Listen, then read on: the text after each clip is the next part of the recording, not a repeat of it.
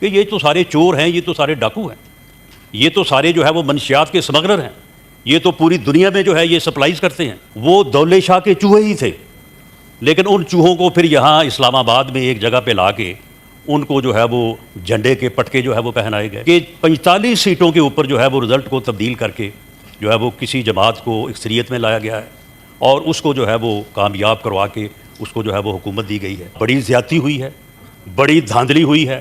اس کے اوپر جناب انکوائری کروائی جائے, کمیشن بنایا جائے کہ پاکستان میں فری اور فیئر الیکشن کے حوالے سے جو معاملات ہیں وہ اس طرح سے نہیں ہیں کہ جس کے اوپر جو ہے وہ پورا اعتماد کیا جا سکے اور جس کے اوپر جو ہے وہ اس قسم کے جو ہے وہ الزامات دونوں طرف سے, نہ کوئی جیتنے والا نہ کوئی ہارنے والا اس قسم کے جو ہے وہ الزامات اٹھا سکے.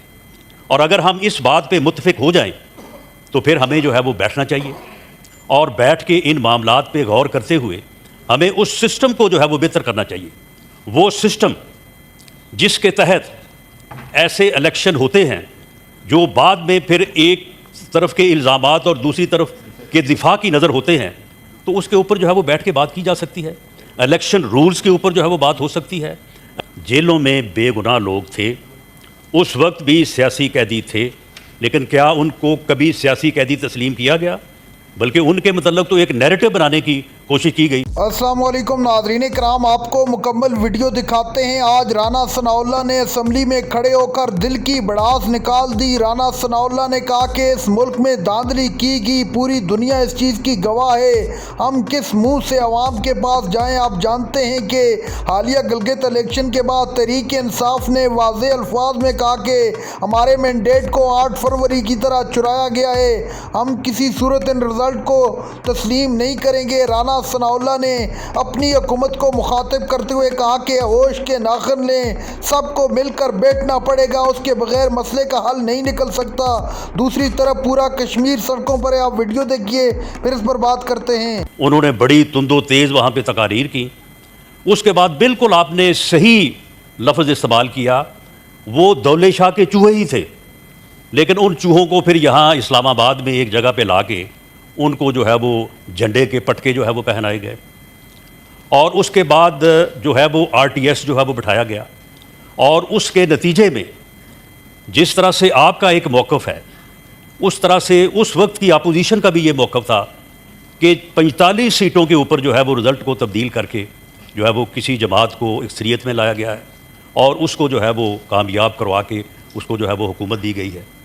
اگر ہم انہی باتوں پہ جو ہے وہ کھڑے رہیں گے, آپ اس بات سے آگے نہیں بڑھیں گے کہ جی 8 فروری کو جو ہوا بس اس سے آگے یا پیچھے ہم نے کوئی چیز نہیں دیکھنی, تو پھر جو ہے وہ 2018 جو ہے اس کے اوپر بھی جو ہے وہ بات ہوتی رہے گی.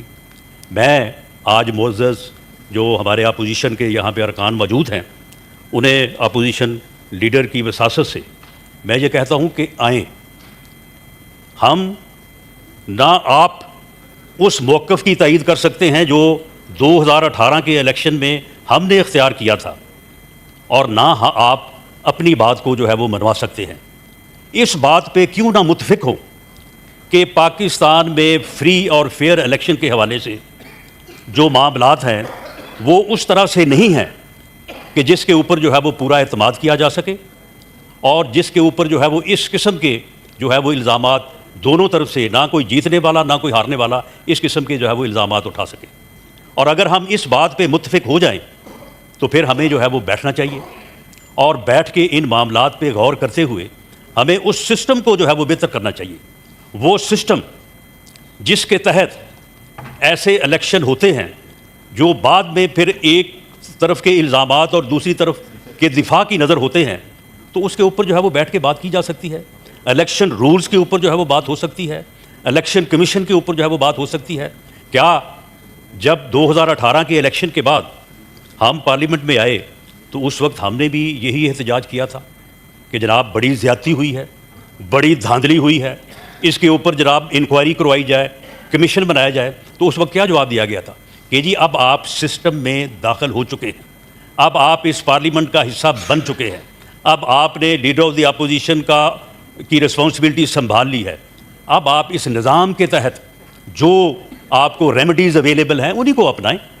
اگر آپ زیادہ کہتے ہیں تو پھر ہم ایک پارلیمانی کمیشن جو ہے وہ بنا دیتے ہیں. ہم نے اس پہ بھی اکتفا کیا, ہم نے کہا جی ٹھیک ہے پارلیمانی کمیشن بنا دیں. وہ پارلیمانی کمیشن بنا, اس کے سربراہ جو تھے وہ پرویز خٹک صاحب تھے. اس کا ایک اجلاس ہوا. اس کے بعد جب بھی ہم نے ان سے مطالبہ کیا, ڈیمانڈ کیا کہ جی اس کا اجلاس بلائیں, تو وہ ایک ہی لفظ کہتے تھے کہ خان اجازت دے گا تو اجلاس بلاؤں گا. خان نے اجازت نہیں دی اجلاس بلانے کی. تو معاملہ یہ ہے کہ پھر یہ چیزیں جو ہیں یہ 4 سال تک جو ہے وہ چلی. اس وقت بھی جیلوں میں بے گناہ لوگ تھے, اس وقت بھی سیاسی قیدی تھے, لیکن کیا ان کو کبھی سیاسی قیدی تسلیم کیا گیا؟ بلکہ ان کے متعلق تو ایک نیریٹو بنانے کی کوشش کی گئی کہ یہ تو سارے چور ہیں, یہ تو سارے ڈاکو ہیں, یہ تو سارے جو ہے وہ منشیات کے سمگلر ہیں, یہ تو پوری دنیا میں جو ہے یہ سپلائز کرتے ہیں.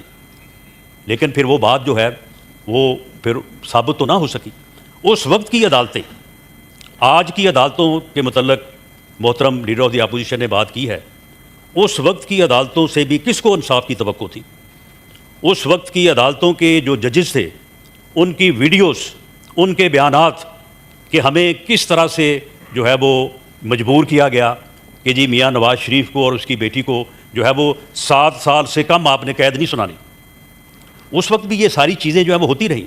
یہی عدالت عظمیٰ جس کے متعلق آج یہ بڑے درد دل سے کہا جا رہا ہے کہ جی شاید ان کے ساتھ پتہ نہیں کیا حشر ہو گیا ہے, یہی عدالت عظمیٰ جو ہے اس نے اس وقت ایک ایسا فیصلہ کیا تھا کہ جی آپ تنخواہ لے سکتے تھے, آپ نے لی تو نہیں, لیکن کیونکہ لے سکتے تھے لہٰذا آپ نااہل ہیں, اور وزارت عظمیٰ کی کرسی سے جو ہے وہ آپ کو ہٹایا جاتا ہے, نکالا جاتا ہے, اور آپ جو ہے وہ جب وزیر اعظم ہاؤس چھوڑ کے جو ہے وہ آپ گھر جائیں. اس وقت بھی عدالتوں سے ایسے فیصلے جو ہے وہ آتے رہے ہیں. تو معاملہ یہ ہے کہ اگر آپ یہ سمجھتے ہیں کہ سیاستدانوں کو سیاست کرنی چاہیے, جس طرح سے آپ نے اس الیکشن کے پوائنٹ کے بعد آپ نے آخر میں جو بات فرمائی ہے, میں بالکل 100% آپ کی اس بات سے متفق ہوں کہ سیاستدانوں کو کرنی چاہیے, سیاستدانوں کو مل بیٹھنا چاہیے, اور سیاستدانوں کو سیاسی معاملات جو ہے وہ سیاسی انداز میں جو ہے وہ ریزالو کرنے چاہیے. میں محترم قائد حزب اختلاف کی خدمت میں یہ عرض کروں گا کہ 90 کی دہائی میں 2 سیاسی جماعتوں نے وہ لڑائی جو غالباً سن 70 سے شروع ہوئی تھی, اس کو لڑتے لڑتے جو ہے وہ 90 کی دہائی جو ہے وہ گزر گئی. ناظرین کرام, آپ نے ویڈیو دیکھی رانا ثناء اللہ کی تاریخی تقریر. رانا ثناء اللہ نے دھاندلی کے واضح الفاظ میں ثبوت دے دیے. رانا ثناء اللہ نے کہا کہ 2018 میں بھی دھاندلی کی گئی جو ہمارے ساتھ ہوئی, اور 2024 میں بھی یہ لوگ الزام لگا رہے ہیں کہ دھاندلی کی گئی. ناظرین کرام, رانا ثناء اللہ کا کہنا تھا کہ اس طرح کسی مسئلے کا حل نہیں نکل سکتا.